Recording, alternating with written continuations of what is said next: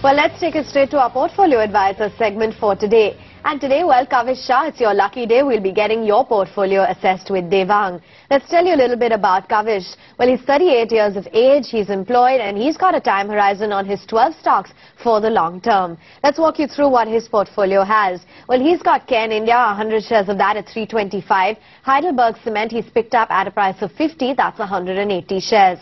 From the hospitality space, he's got 100 shares of Indian Hotels fetched at 57.2. L&T Finance picked up at 51.6. NCC, he's got 100 shares of those picked up at 42. NHPC also features in his portfolio a substantial quantity of 700 shares. He's got that at 22.1. The monolith from the oil and gas space, Reliance Industries, well, everyone seems to hold this one, and so does Kavish, 50 shares at 729. R-Power also, 30 shares picked up at 128. Suzlon on the problem stock, 400 shares picked up at a price of 18. Tata Steel from the metals pack, 400 shares at 396. Technofab Engineering, a fairly illiquid counter, 100 shares at 127. And finally, from the consumption theme, he's got a Titan Industries, 100 shares of those at 232. Well, Devang, in terms of diversification, I'd reckon that he has got a slew of sectors in his portfolio. What would you make of it? And what do you think he has to do in terms of tweaks and changes in order to maximize his returns?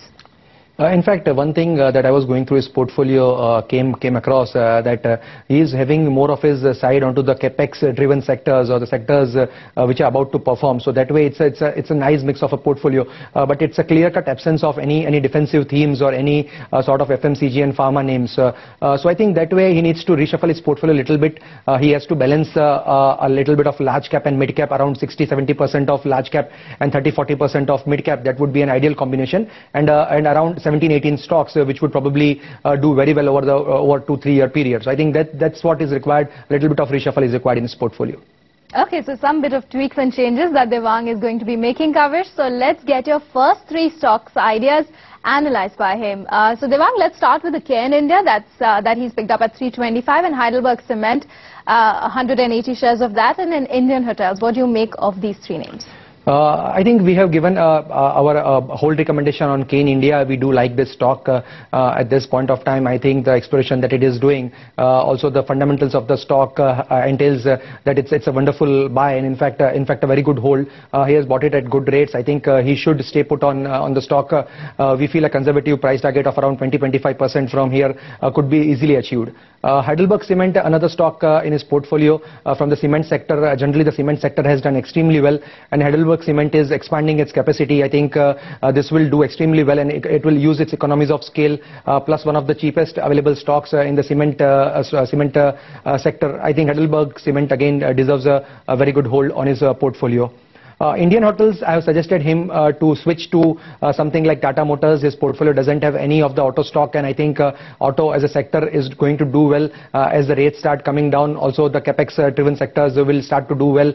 JLR will bring in a lot of profits for Tata Motors. Around 80-90% of the profits of Tata Motors come from JLR, which is doing extremely well. So I think Indian Hotels generally has been a laggard, and overall the hospitality sector is not doing very well. So I think it makes a lot of sense from shifting from Indian Hotels to Tata Motors. Okay, so Kavish, Devang attempting to spruce up your portfolio with a little bit of diversification. It's a Tata Motors instead of an Indian Hotels. Well, let's talk the other 3 stocks. L&T Finance, a great stock to own. He's got it at a good price. NCC, a bit dicey in terms of the infra play. And what do you think he should do with NHPC? Because it's 700 shares that he's got.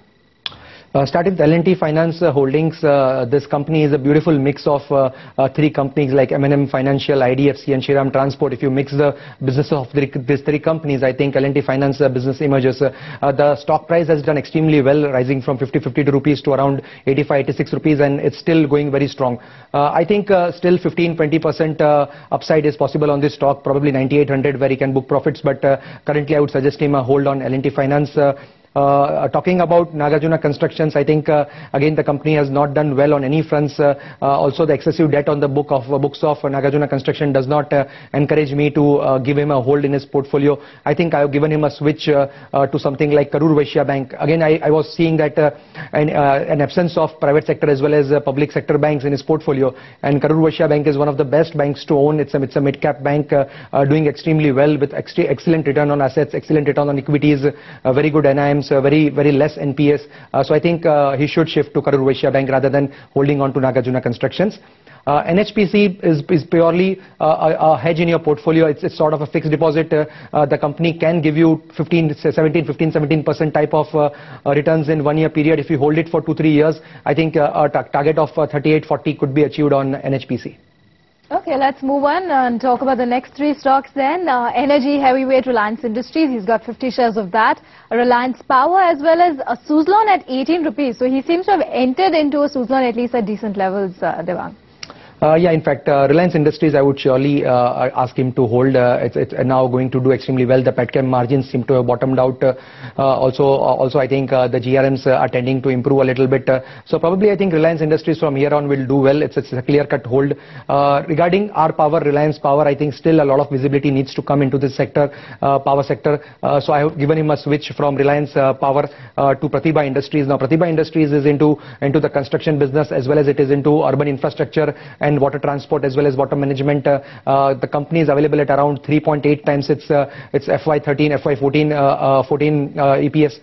Again, very ridiculously valued. Our price target of 81 is also at 6 times, which is around 25% discount to the major construction players. So I think Pratibha Industries is a better stock to own than something like R Power.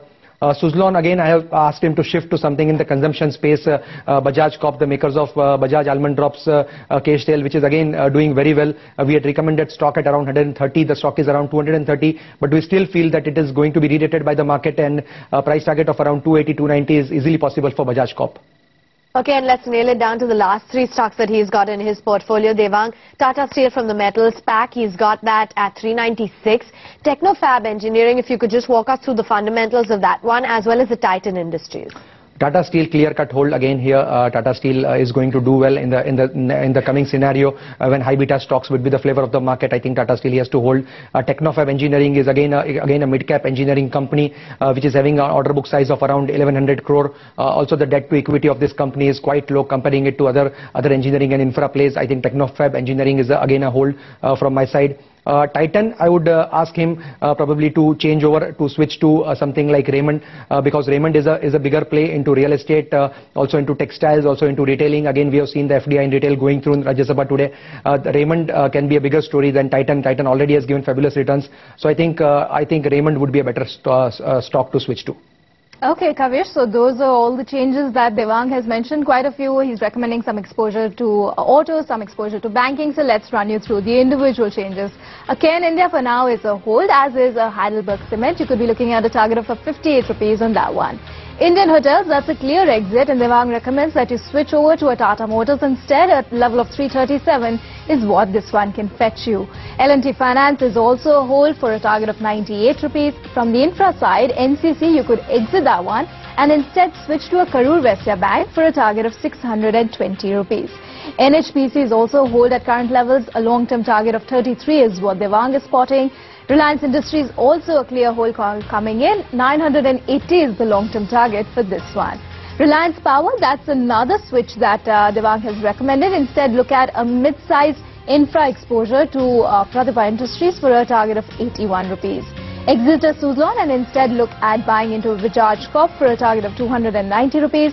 Tata Steel is hold at current levels. A target of 480 is what Devang's recommending. Technofab is also a hold for a target of 190 rupees.